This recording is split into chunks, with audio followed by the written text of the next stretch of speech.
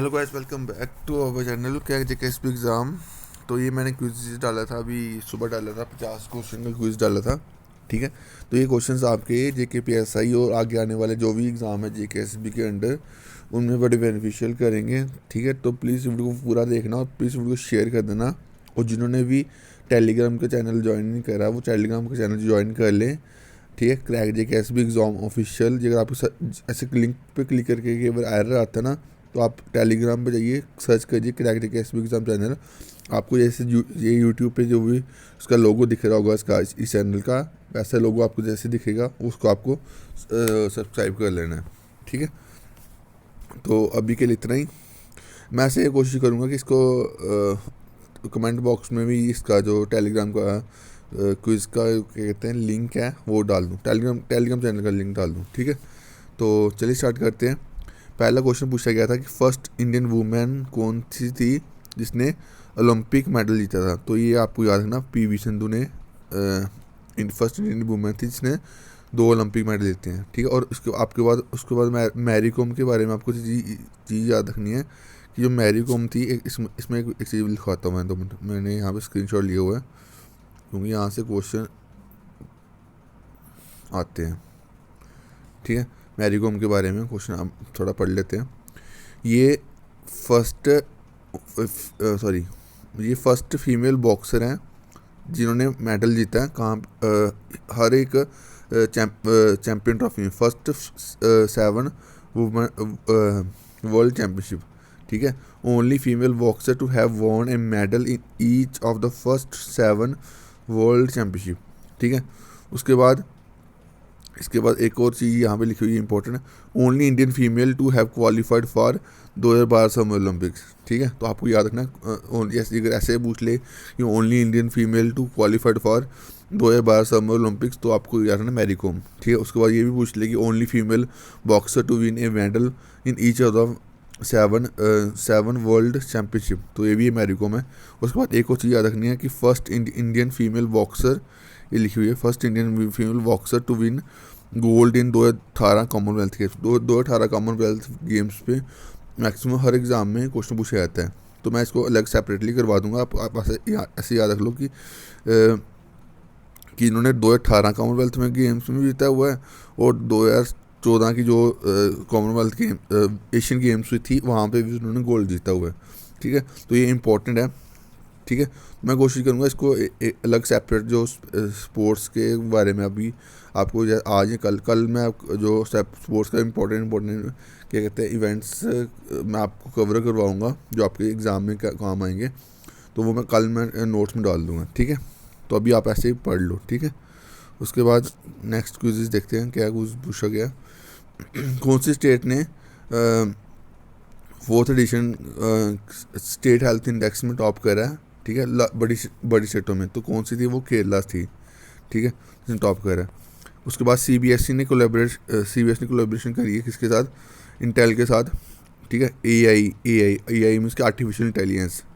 ठीक है। एआई सिखाने के लिए। ठीक है। आपके याद सीबीएसई ने, ये करंट में आता है क्वेश्चन, ये करंट अफेयर में क्वेश्चन है। ठीक है। ये भी करंट में क्वेश्चन है। ठीक है। तो एआई किसके साथ कोलैबोरेशन करी है, इंटेल के साथ। उसके बाद निर्मला सीतारमन जी ने एक प्रोजेक्ट लॉन्च करा था, माई पैड माई राइट। ठीक है। तो वो कहाँ से करा था, त्रिपुरा से करा था। ठीक है। उसके बाद ये सभी इंपॉर्टेंट क्वेश्चन है, which are following places set to have India first air force heritage centre कहाँ पे बन रहा है, चंडीगढ़ में बन रहा है। ठीक है। उसके बाद गांधी जी ने सिविल डिसोबीडियंस मूवमेंट कब लॉन्च करी थी, तो लॉन्च करी थी 6 अप्रैल 1930 को। ठीक है। उसके बाद इनैगुरल एडिशन हुआ था वर्ल्ड टेस्ट चैम्पियनशिप का, वो कहाँ पे कौन कौन सी कंट्री के बीच में हुआ था, इंडिया न्यूजीलैंड के बीच में हुआ था और न्यूजीलैंड ये विनर थी। ठीक है। ये भी क्वेश्चन मैंने डाला हुआ है, वो कहाँ पे हुआ था, इंग्लैंड में हुआ था। ये भी क्वेश्चन पूछ सकते हैं। ठीक, इंग्लैंड में हुआ था, तो ये आपको याद रखना है। ठीक है। अभी पिछले 2021 में ही हुआ था, ये 2021 में ही ये हुआ था फर्स्ट इनैगुरल वर्ल्ड टेस्ट चैम्पियनशिप। उसके बाद ये आईसीसी वर्ल्ड T20 किसने जीता था? ऑस्ट्रेलिया ने जीता था। किसको हरा के? न्यूजीलैंड को हरा कर। जो रनर अप टीम थी वो कौन थी? वो न्यूजीलैंड थी। और जो जिसने जीता वो कहाँ पे, किसने जीता? ऑस्ट्रेलिया ने। और उसका फाइनल कहाँ पे हुआ था ये भी पूछ सकते हैं। दुबई में हुआ था, Dubai international stadium. Dubai international stadium है, वहाँ पे हुआ था। ठीक है। उसके बाद इसके बारे में पूछ सकते हैं कि इसका होस्ट नेशन कौन था? तो इसका होस्ट नेशन इंडिया ही था। ठीक है। हुआ यूएई और उसमें क्या कहते हैं ओमान में था, बट इसका होस्ट नेशन क्या कहते हैं इंडिया ही था, क्योंकि ये जो एडिशन था वो इंडिया में ही होना था, बट कोरोना के चक्कर में वो उनको मूव करना पड़ा बाहर। ठीक है। उसके बाद प्लेयर ऑफ द टूर्नामेंट कौन बना था? आईसीसी वर्ल्ड T20 का डेविड वार्नर। ठीक है। और उसके बाद आपको याद रखना है जो मिशेल मार्श थे इनको मैन ऑफ द मैच मिलता फाइनल मैच में। ठीक है। मिशेल मार्श कहाँ से खेलते हैं? ऑस्ट्रेलिया से खेलते हैं। ऑस्ट्रेलिया के ऑलराउंडर हैं, इनको मैन ऑफ द मैच मिला था फाइनल में। तो ऐसे क्वेश्चन पूछ सकते हैं कि कौन सा प्लेयर था जिसको आईसीसी वर्ल्ड T20 के फाइनल में मैन ऑफ द मैच मिला था? तो ये मिशेल मार्श थे। ठीक है। उसके बाद पार्टीशन ऑफ बंगाल कब हुई थी? 1905 में हुई थी, लॉर्ड कर्जन के टाइम पे। ठीक है। उसके बाद दिल्ली कैपिटल कब बनी? दिल्ली पहले कैपिटल कब बनी इंडिया की? तो ये बनी 1911 में। ठीक है। पहले कौन सी थी? कलकत्ता थी। स्वदेशी मूवमेंट कब हुई? 1905 में। ठीक है। Political Guru of Mahatma Gandhi. Mahatma Gandhi के पॉलिटिकल गुरु का नाम क्या है? गोपाल कृष्ण गोखले। ये बहुत ना क्वेश्चन पूछा जाता है। गोपाल कृष्ण गोखले पॉलिटिकल गुरु थे, महात्मा गांधी थे। ठीक है। दिल्ली कौन सी रिवर पे सिचुएटेड है? यमुना। ठीक है। और जगह जम्मू पूछेंगे तो कौन सी रिवर पे है? जम्मू है तवी रिवर पे। ठीक है। नाम रेलवे स्टेशन का नाम भी है ना, जम्मू तवी रिवर पे है। और श्रीनगर कहाँ पे? झेलम पे। ठीक है।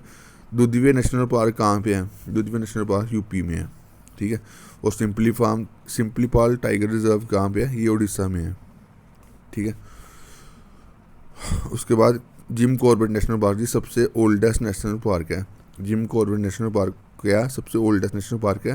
वही कहाँ पे? उत्तराखंड में। ठीक है। उसके बाद सबसे ज़्यादा बॉर्डर कौन सी कंट्री शेयर करती है हमारे साथ? बांग्लादेश। टोटल बॉर्डर कितना शेयर करती है? 4096 किलोमीटर। 4096 इतना किलोमीटर बॉर्डर शेयर करती है बांग्लादेश। ठीक है। वर्ल्ड की ओल्डेस्ट और लार्जेस्ट लेक कौन सी है वॉल्यूम में? तो लेक बलिकल ये लार्जेस्ट लेक है वॉल्यूम में, फ्रेश वाटर लेक। ठीक है। तो largest fresh water lake of India fresh water lake कौन सी है? वुल्लर लेक। ये कहाँ पे? श्रीनगर में। ठीक है। कौन सी प्लेसेस ये सबसे ज़्यादा रेनफॉल रिसीव करती है? ये भी बहुत क्वेश्चन आता है। मैना मुएनसरम नरम, ये चेरापूंजी में पड़ता है ये। ठीक है। मेरे को नाम नहीं अभी टफ लग रहा है मेरे को। चेरापूंजी में पड़ता है नाम, MAW से याद रख लो, माँ से याद रख लो। ठीक है।